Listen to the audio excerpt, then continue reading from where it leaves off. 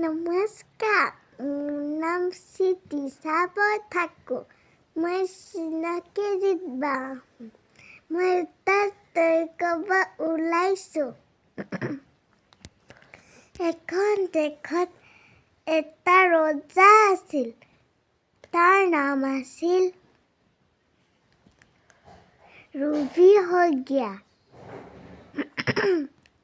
তাৰ দুটা ছোৱালী আছিল। এটাৰ নাম ভাদি আৰু এটাৰ নাম আছিল সোনা। তাৰ দুটা ফ্ৰেণ্ড নিচিনা বনিছিল।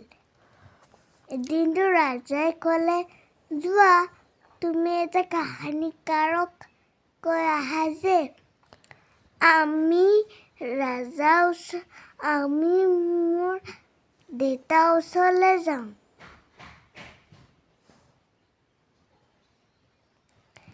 ঠিক আছে, গ'ল। সেইটোতো ভূত কাহিনীকাৰ আছিল। মই দেউতাৰ ওচৰলৈ যাওঁ। নেলাগে, তুমি ইয়াতে থাকা। তাৰপিছত দুটাকে খাই পেলালে, ফিনিছ।